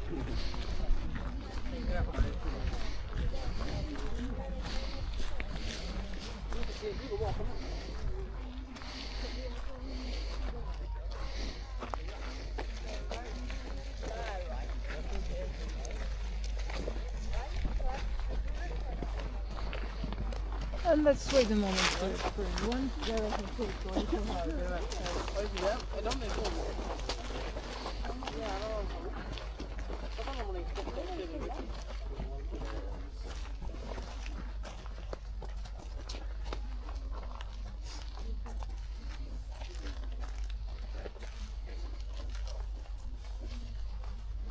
Okay, so we can get a little bit closer to the barracks.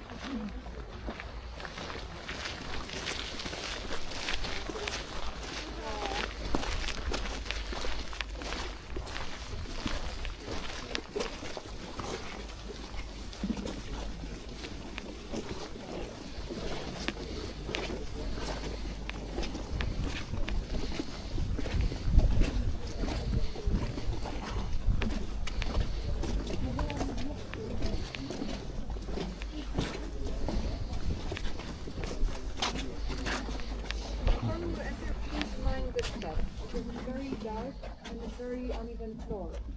On the entrance, be careful, there's a big step on uneven surface. So be careful, we will start in the middle, I will explain everything, and then you have a time to walk around.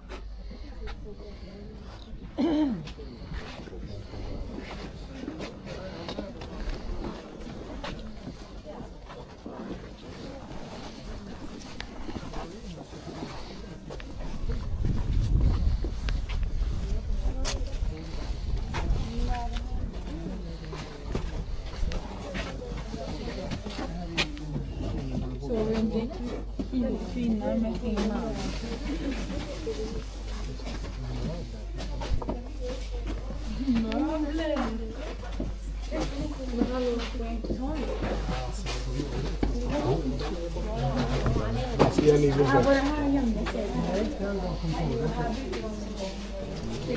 Guys, please don't clean on the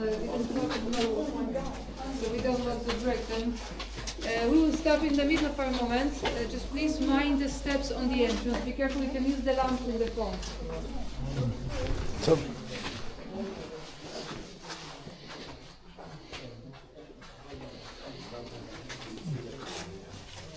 Okay, so there were two types of barracks in Birkenau. Brick barracks were older, built at first, using bricks that left after houses destroyed in the villages. And there were also wooden barracks. Materials for the wooden barracks were imported from Germany. Wooden barracks were smaller.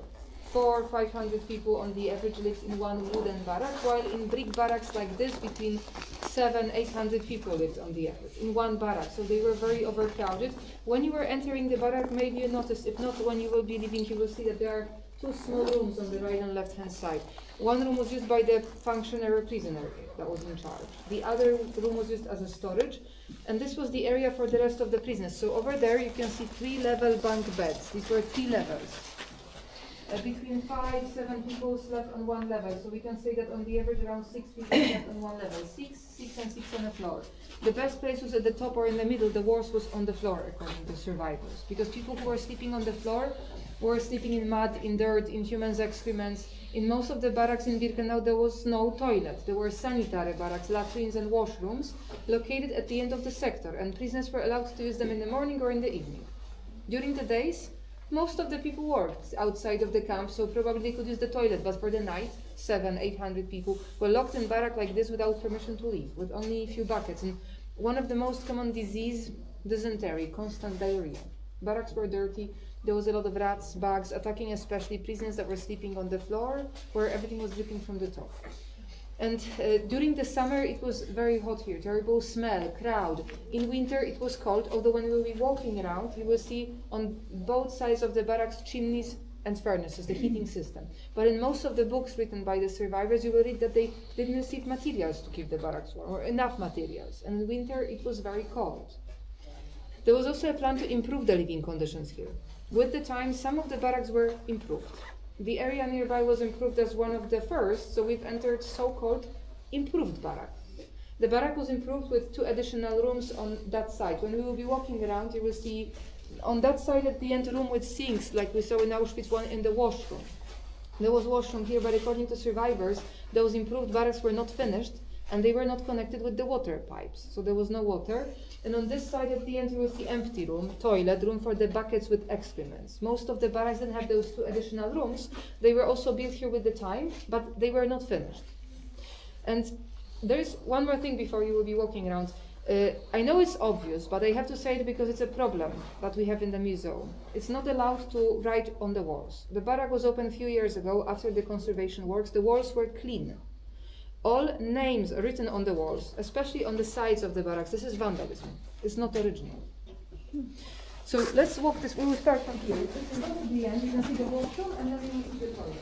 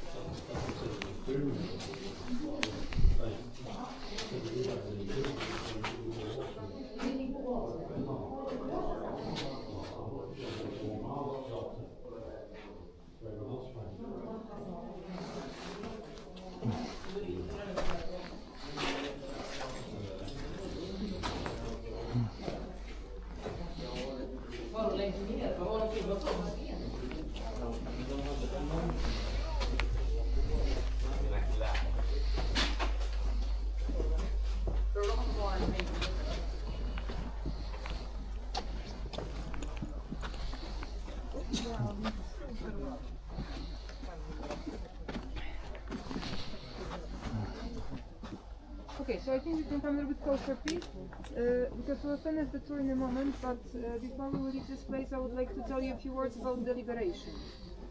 Auschwitz concentration and extermination camp was liberated on the 27th of January 1945. So this year in January it was 80 years.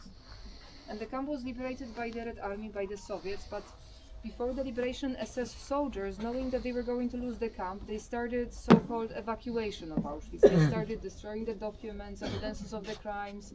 They took the strongest prisoners, about 56,000 prisoners from the whole complex, and they moved them to concentration camps in the west in Germany. First, selected prisoners had to walk around 60 kilometers to Silesia, from where they were deported by the trains to the Reich. It was winter, cold, snow. A lot of the people had striped uniforms like pajamas, and a lot of them died during the evacuation. Between 9 up to 15,000 prisoners died. This is why the evacuation is called the death marches. And it's hard to estimate the number of Auschwitz survivors. When the camp was liberated, there were prisoners here, but only a little bit over 7,000 people, mainly weak, dying. There were some children. Prisoners considered as no longer useful, they were left here. And shortly after the liberation, Soviets, with the help of Polish civilians, they organized hospital for the survivors in blocks of Auschwitz I. Part of the camp was also used by the Soviets for a few months as a prison. But when the war was over, Soviets started leaving the area. Polish people that lived here before the war wanted to come back home. And especially when people started coming back to Brzezinka, to the nearby villages that were destroyed, they were left with nothing. Government didn't have money to help these people because Poland was destroyed. So the locals received the permission from the government to dismantle the wooden barracks in the former camp. And wood was used as a heating to rebuild the houses, sent to the other places that were destroyed or taken by the Soviets. This is why now we see so many chimneys in Birkenau. But people stopped thanks to the survivors, because survivors of Auschwitz who knew what happened here, these were the first people that started to convincing the government that the camp should be left. And 2 years after the war, in 1947, Museum Auschwitz was established thanks to the survivors. The first director of the museum, Tadeusz Wąsowicz, first people that were taking care of the area, first guys, these were all survivors. They rebuilt the execution wall, furnaces in crematorium 1. They wanted to keep the place for the future generations. Because now the museum has important functions. It's here to remember about the victims. It's a cemetery memorial, but also a lesson for the future generations. And this is why I would like to thank you that you decided to see this place, because this is not a funny and easy tour. And maybe you have some questions before we will finish. Locally, how well known what was going on here? What do you mean locally? Like in the area? Because you need to remember that there was that zone of interest Yes. of Auschwitz in the town. So in the zone, everyone knew, because in the zone there were SS families, investors that were, using the prisoners. But outside of the zone, where there were, for example, Polish people living, like my grandma, she lived in one of the first villages outside of the zone, people knew. My grandma was in the resistance movement. She was smuggling food for the prisoners. And local people, lots of times, they worked in the zone of interest with the prisoners. So people knew. And I will tell you more. The whole world knew. The first information that was published by Polish government in London in newspapers about Auschwitz were published in 1941, before extermination of the Jews started. In 1943 there was a meeting between Jan Karski. He was a representative of the Polish government. He flew from London to the United States with the reports from escapees from Auschwitz, and he met face-to-face with President Roosevelt, informing about not only Auschwitz as a concentration camp, but about the extermination of the Jews. In 1944, there were Americans flying over the camp. We saw the photo. It was taken by the American army in 1944, in May, before Hungarian Jews started to be deported. So people knew, but the thing is that it was a world war. So everyone was protecting their own land, their own people, their own country, and the Polish army was destroyed. There were uprisings, like Warsaw Uprising. It was started by Polish underground army, but it lasted 2 months and it failed. And in revenge, Warsaw was completely bombed. This is why it's not as historical as Krakow, because it was rebuilt after the war. Over 90% of the buildings in Warsaw were gone after uprising. It was so completely bombed. And if you are more interested, there is our historians, they started a podcast about 2 years ago. It's called On Auschwitz. It's available on Spotify. There is episode number 30, if I remember correctly. Number 30 is called, that's the episode that is called Why the Allies Didn't Bomb the Camp. because they were bombing the factories. American army was bombing the factories. Factories were supplying army, and basically, long story short, they saw the solution in winning the war, getting to the Berlin. And Soviets, on the other hand, they had Poland on the way. Western allies didn't have Poland on the way to the Berlin. Soviets had Poland on the way. This is why all the camps that were in the territory of occupied Poland were liberated by the Red Army, by the Soviets. The Americans, the British Army, French Army, they were liberating the camps that were in Germany, like Dachau. I think, if I remember correctly, Dachau was liberated by the Americans. Okay, so maybe if you have questions, you can also feel free to ask on the way. And there's a bookstore in the main gate. There are some bookstores in the parking lot. You have probably a little bit more time to check the books. The toilet is in the main gate. If you need a toilet, the toilet on the parking lot is paid. So the free one is in the main gate, where you have to re-enter the camp through that gate. And to do that, just tell the people in the yellow jacket that you finished and you need a toilet, and they should let you. Thank you. Thank you.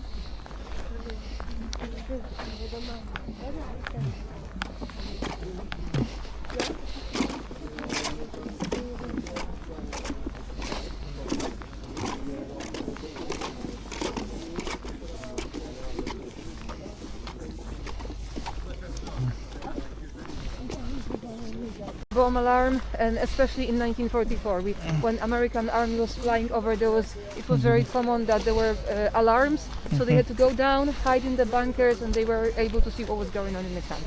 What did you name the film you mentioned? So there were two. One was the documentary, The Runaways, about those 4 guys who escaped in the car, and the other is the movie that received 2 Oscars, The Zone of Interest. About the commander's life in the army. Lite sånn flagermann.